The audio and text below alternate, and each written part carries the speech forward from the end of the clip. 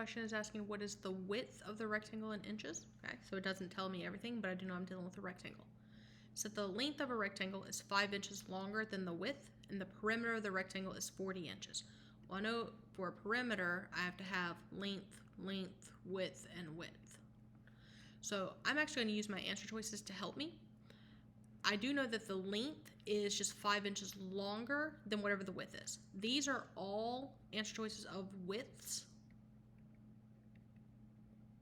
So I can just add 5 to find the lengths of all of these. So if it says that the length is 5 inches longer, if the width is 7.5, then I would do 7.5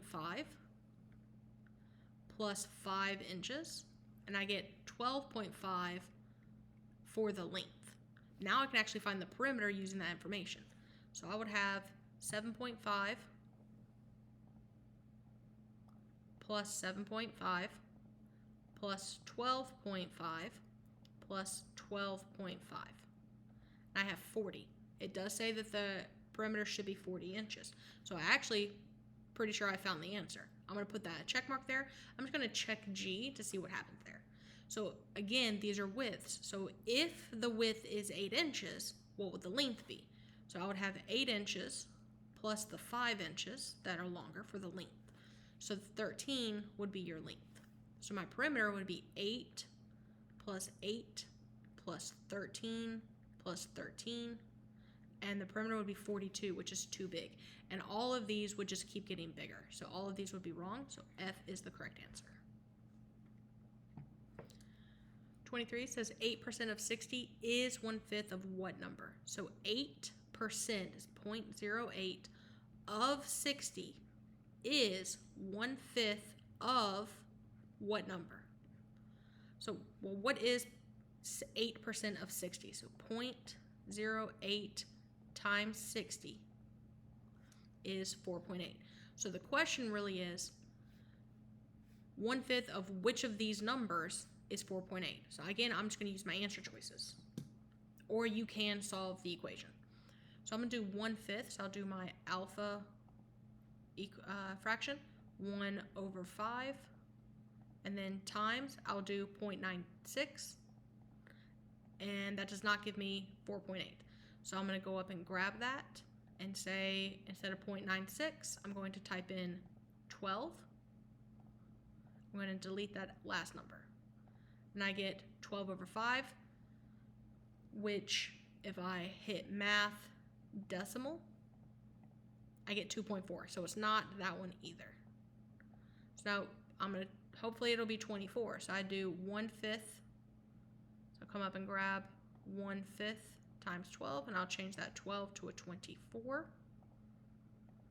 And I'll hit math decimal to turn that back into a decimal. I get 4.8, so that one does work. So the answer for 23 is C. And yes, you could have just solved this out 1/5 x. The inverse of division is multiplication, so I would multiply both sides by 5. So 5 times 4.8 is in fact 24, which is the correct answer. Again, this was just a strategy. Question 24, I'm going to go straight to the question. It says, what is the minimum number of home basketball games Armin must attend in order for the cost of a season pass to be less than the total cost of buying an individual ticket for each game he attends? So we're going to do season pass. So the pass has got to be smaller than the individual tickets. So let's look at the information we have. Trying to decide whether to buy a season pass to his college basketball. It's 20 home games. An individual ticket is $14. So $14 per ticket. And season's pass is $175. So $175 is the pass. That is a flat fee. What is the minimum number of home basketball games he needs to attend so that the season pass is less than? So we want our numbers to, we want 175 to be the smaller number. So if we use 8 as the amount of games he takes, or he goes to, so that'd be $14 times 8 games is 112. 175 is too big. That one's wrong. So then 9 games, 14 times 9 games is 126. Still cheaper than the season's pass. $14 times 12 games, $168. The individual games is still cheaper. We want 175 to be smaller. So then 13 games times the $14 per game is 182. 175 is now cheaper. The pass is now cheaper than the 182. So that's the minimum amount of games he would need to go to for the season's pass to be cheaper.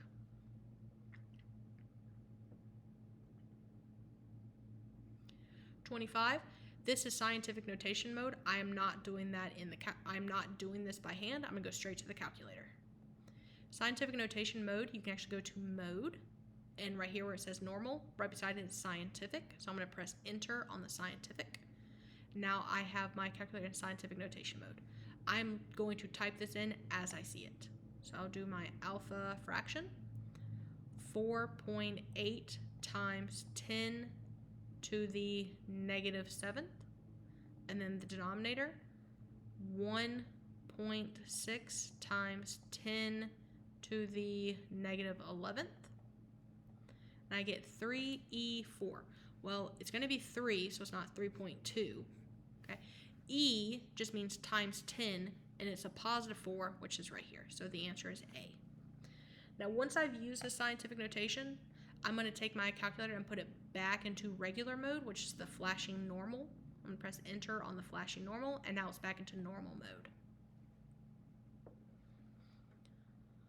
26, a circle in the standard coordinate plane has a center of C, -1, 2, and passes through this coordinate.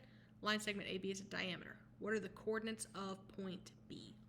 So it says we have a circle, so I'm going to draw a little circle out with a center of C, and it passes through, the circle passes through A, so I'm going to put A here, and then it says AB is a diameter, so diameter goes through the center, so A through the center to B, here's B. The question is, what are the coordinates of B?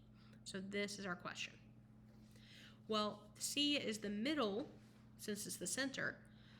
I can figure out how far away A is to C, and then do the same thing from C to B.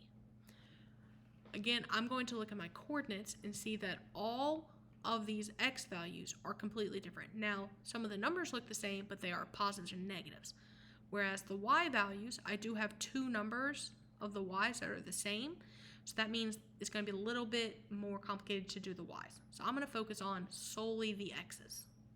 So I want to go from A to C for the X's. So from A to C, it's going from 2 to -1. So to go from 2 to -1, I have to subtract the 3. So I'm going to go from C to B now. From C to B, I know my C value is at -1, and I need to go to B by subtracting 3. So -1 minus 3 is going to give me I'm doing -1 minus 3 gives me -4. So my X value is going to be at -4, which the only one that has that is H. I use that because I know it's the center, it's the midpoint, it's the middle. So I use the middle school math to take this circle and turn it into something smaller. Which of the following expressions is a factor of x cubed minus 64? Is a factor, I'm not going to factor this, but is a factor means it has to cross the x-axis here. So I'm actually going to go into my calculator and graph this. I'm going to graph x cubed minus 64. Oh, x cubed and then minus 64. Make sure you bring it out of the exponent. Now, I've stored things in for x, but the storing does not affect the graphing part, so I can still keep this x in here, and it's just the normal x. So I'm going to click graph, and here's my blue graph. I can see that it crossed at x equals positive 4. So I don't have, this is not a positive 4 in here. This is not a positive 4. This is not a positive 4. The question is, which one of these is actually the positive 4? Is it x minus 4 or x plus 4? So I can see that x is equal to positive 4. So if I plug x equals positive 4 into my answer choices, I want to get the y value of 0, because that is the coordinate 4, 0. So if I plug 4 minus 4, I get 0. That's a good one. If I do 4 plus 4, that gives me 8, which is not good. I can do the same thing for here. 4 plus 64, that doesn't work. This was 4 squared plus 16, that doesn't work. 4 squared minus 4 times 4, so that's 16 minus 16 plus 16, that does not work. So A is the correct answer. As a reminder, the x-intercept is always opposite when you write it out as a factor. So this was a positive 4, but when you write it out as a factor, it becomes negative 4, because it has to be equal to 0. So I would subtract that 4 to the other side.